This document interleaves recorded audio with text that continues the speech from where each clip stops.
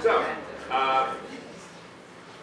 we're going to have Neil now, and his presentation is accounting for leverage in intangible and tangible investments across the business cycle.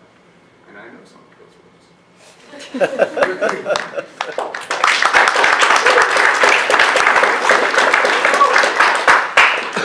Thank you, Mr. Dent, for the introduction, and thank you guys for being here. I know Mr. Dent knows some of those words, but some of you may not, so don't worry. I'm going to go through them all. And to start, I'm going to talk a little bit about what investing is. And I'm sure you know that, investing, you put money in, you expect to profit out, and, we as private investors are doing the investing. But in this paper, I'm not really looking at private investing like Nimish was. I'm looking more at investing by firms. And the 4 types of investment that I'm looking at in this paper are tangible investment, intangible investment, R&D, and advertising. Now, the difference between these primarily is tangible and intangible investing. First, tangible is investing in goods that you can kind of hold, capital expenditures, for example, factories, production lines, things that are tangible goods. And intangible is things you really can't hold, like research and development and advertising, for example. And so these investing types are a little bit different. The primary difference between them is the ability to acquire collateral. And so, for example, if I'm investing in a factory, if my company fails, and I at least have the factory's collateral because that still exists, whereas if I'm investing in research and development or advertising, if I give if $100 is given for advertising and the company fails, you really don't get any of that money back because there's nothing to collateralize. And so kind of seeing how this plays over the business cycle. So what is the business cycle? So first you've got to be able to measure what the business, how the economy is doing, and to look at that we're going to look at economic growth. And there's 3 ways to measure economic growth that are primarily used.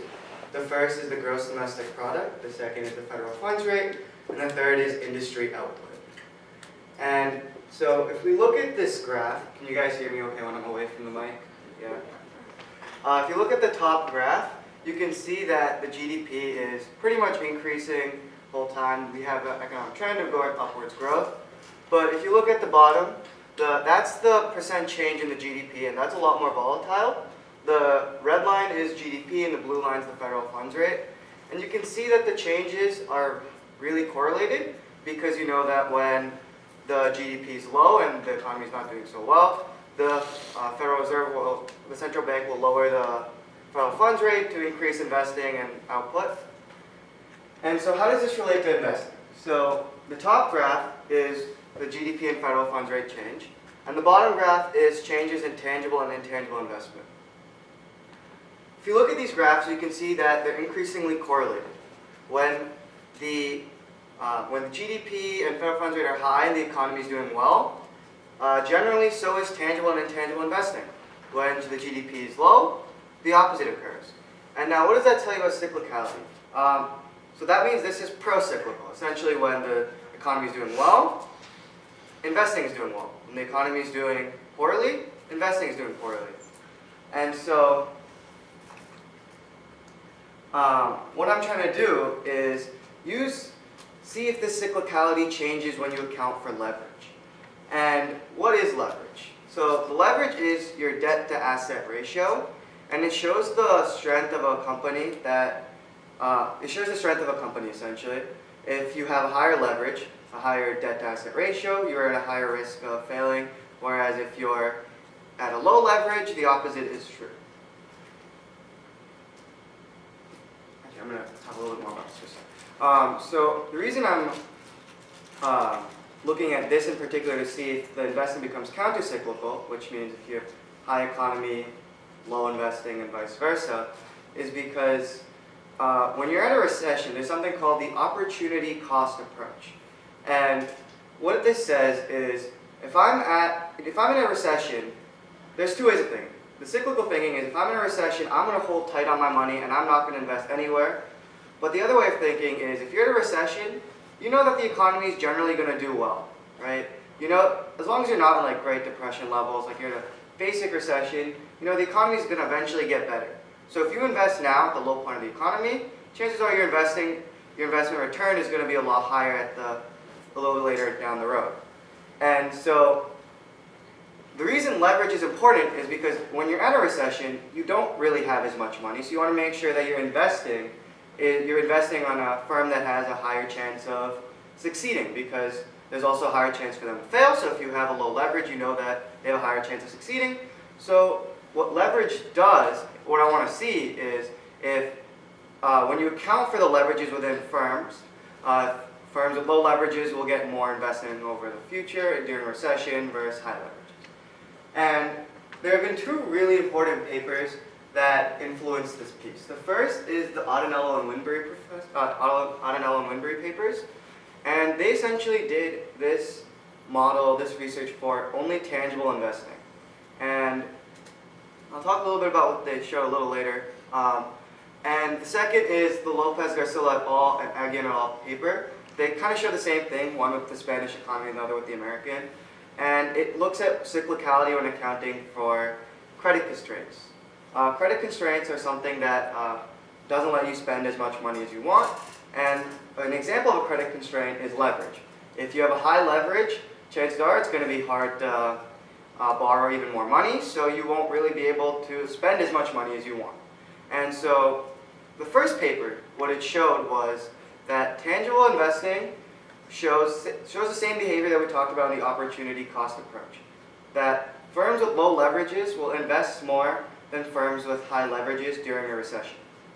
The second paper, Lopez-Garcilla et al. And Aguian et al. Show that investing is counter-cyclical. That also agrees with the opportunity cost approach, that during a recession you'll be investing even more, and when you're at the high point of the economy, you'll be investing less. But they also showed that when credit constraints are loose, when credit constraints get really, really tight, when you can't really spend as much money, it's actually cyclical because you don't have the money to invest in something that'll get you that gain. So what does that do with what I'm trying to show? So the first hypothesis that I had was that low leverage firms will invest more than firms with high leverages during a recession. I talked a little bit about that. And the second is investing will be counter-cyclical in general for firms because low leverage and high leverage. But I think that it'll become cyclical for firms with really high leverages because, as I said, leverage is a type of credit constraint. And when you can't really invest as much, you can't expect firms to be spending that kind of money when they're in a recession because they don't want to fail either. And then the third thing is that financial frictions exist between tangible and intangible investing. And what a financial friction is it's something that creates a discrepancy between the two. So in this case, what my financial friction is that the leverage ratio will be more important for intangible investing than tangible investing.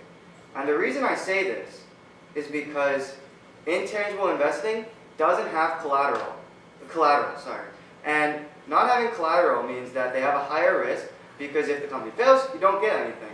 So you really want to make sure that the firm you're giving your money to is not going to fail. And that means, and since leverage is a good indication of whether a firm's going to fail or not, it becomes more important for intangible investing than tangible investing. So kind of how I ran the models. The first was I kind of had to define how I was going to measure the economy, right? So I talked a little bit earlier about 3 ways of doing that. But I'm here to tell you that they're bad. And the reason they're bad is because of something called endogeneity bias. So these 3 do a great job of measuring the overall changes in the economy. But endogeneity bias it says that there are variables in the model that you can't account for. There are things that change the economy that are impossible to account for in your model because there are millions and millions of variables impacting all of these different things, impacting decisions, investor decisions, consumer decisions, all of that. So there's something called endogeneity bias. And what this endogeneity bias does is that it ignores the opportunity cost for firms to invest in, which is why I used the monetary policy shock and the policy news shock. And those kind of sound a little scary, but The monetary policy shock looks at the shocks at the federal funds rate futures. So the original federal funds rate change, we're looking at the shocks to its futures market. And then the second is a more encompassing view because it's looking at the shocks to more futures markets than just the federal funds rate. So they're both very good indications of the economy. Think about it this way: if you firm A and firm B, all right, and if firm A, for whatever reason, has a really high leverage, the last few years they've been investing, but they haven't been doing very much with it. And then firm B is maybe a little newer, has really low leverage, and it's a recession, and they both come up with the same idea. Investors are probably going to invest in firm B because it has a low leverage. That's what I'm trying to show, because with a shock, there is no bias. You don't account for like the general trends of the economy. This is how you react to something that just happens at that one instant. And so now that we have how the economy growth variables are defined, I want to define how we calculated tangible investment. That's a very big word. I can give you the definition, but how do you really account for it in a model? And the way we did that is we looked at capital expenditures divided by the former year's property, plant, and equipment net. And the reason we look at the former years is so that we can create a growth rate. Because what we're looking at in this paper is how investing changes, right? So I don't really care about how I define the investing itself if I'm just looking at the growth rate, right? I can just define the growth rate. And so I did the similar thing with intangible investing. I looked at the SG&A, selling general administrative expenses, and divided that by total assets. And I did the exact same thing with R&D and advertising, divided by the lagged total assets. And so now that we have how we're going to define it, I actually had to go through and get the data. So this is a little boring, but the shock data was from a Nakamura and Steinson paper.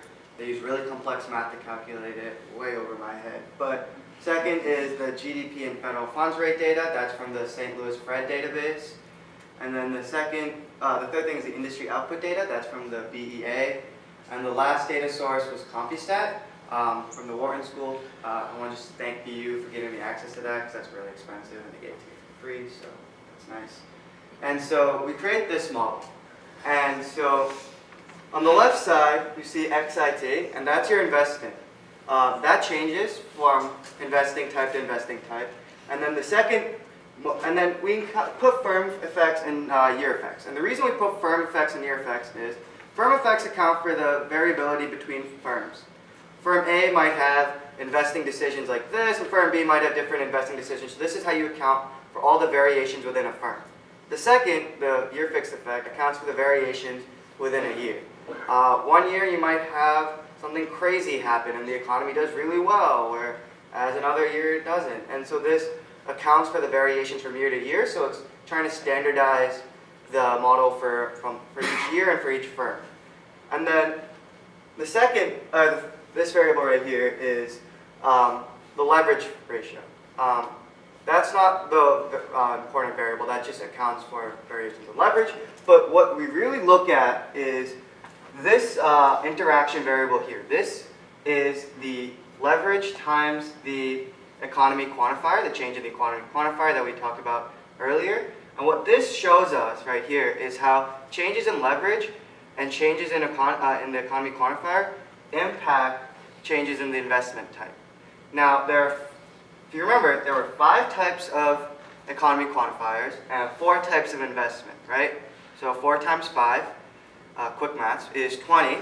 And so that means 20 models were run, right? Okay, just making sure we got that basic math. All right. And so, oops, wrong button, my bad. All right, so kind of what these models showed us. So I'm going to first talk a little bit about how leverage impacted it. Now, that looks like a lot of numbers, so I'm going to break it down a little for you. If we look at just these 2 numbers right here, this is the interaction variable for GDP and the federal funds rate. Notice how one's positive and one's negative? The reason that this occurs is because of the indigeneity bias. We suspect that for the different types, you want to see the same decisions because they are very highly correlated. So you'd expect that these would be the same time, which is why we used the other 2 types of changes. Oops. And so this is the summary data for the next two models, which don't have the indigeneity bias. And so the signs there were the same. And what we do with it, what I did with it, was here I plugged in different values of leverage into the equation. And this is what the interaction variable looks like at different percentiles of leverage. Now I want you to notice that it becomes more negative as the leverage value gets higher, right? So that means during a recession, firms with this lower leverage are going to be investing more than these firms with the higher leverage, right? So that was the first thing that I showed. The second is that leverage impacts intangible investing more than tangible. If you look here, it's 0.58 versus 0.1 in the 25th percentile and 5.38 times 0.92. Pretty big difference, and that just shows that leverage is a little bit more important for intangible investing and shows the existence of financial frictions. Now, in terms of cyclicality, when we look at this investing, if I plug in different values for the shock, for the economy quantifier, I see that there's actually cyclical investing, which is not what I expected, right? Because if you look at this boom value, it's 1.293, and the recession is 0.829. And that means it's greater, right? So it's greater during boom and less during recession, which is cyclical investing. So I was like, wait a second, that's not what's supposed to happen, right? So I reran the regression, but looking only at low leverage firms. And what happens here is there's countercyclical investing. During a boom, it's 90, and during a recession, it's 125 around. So here, during a recession, it's greater, and during a boom, it's less. And this is important because remember earlier how I said high credit constraints will have cyclical investing and low credit constraints will have countercyclical? Well, essentially the same thing's happening here, except in general, it's cyclical versus countercyclical, but when you look at the specifics, it's different. So if high credit constraints lead to cyclical investing, that means high leverages will lead to cyclical investing. When there's low credit constraints leading to countercyclical investing, then low leverages should give countercyclical investing as well, which is what happens here. So we just kind of showed the opposite, but it's the exact same thing, essentially. And what's really cool here is that intangible, when you look at low leverage firms, is countercyclical, but tangible is cyclical. And the reason this happens is because tangible investing is, there's a few reasons. One is tangible investing is a lot less long-term, right? A lot of tangible investing is not long-term, a good amount is, but intangible investing is significantly more long-term than tangible, which means that if you're at the low point of a recession and you want to be here, you know it's going to increase. The amount it increases is probably going to be less because the amount of time is less as well. So the return you're getting on it might not actually be worth the risk. And so, kind of like comparison to hypothesis. The first hypothesis was that low leverage firms will invest more than firms with high leverage. And we saw that this was true because we looked at the high leverage firms having more negative than the low leverage firms. The second hypothesis was that investing will be countercyclical, will be cyclical for firms with high leverages. So actually, investing was cyclical, but it was countercyclical for firms with low leverages. So it's essentially the same statement, but just flipped around a little bit. But that too has been proven. And then the third hypothesis was that financial frictions exist between tangible and intangible investing. Now, the higher coefficients for intangible investing show that intangible leverage is more important to intangible investing than it is for tangible, which also proves that there is financial friction and thus proves the third hypothesis. And I just want to say thank you to Professor Terry, my advisor at BU. His help was really tremendous, and I wouldn't have been able to do it without him. Thank you guys for watching. Do you guys have any questions?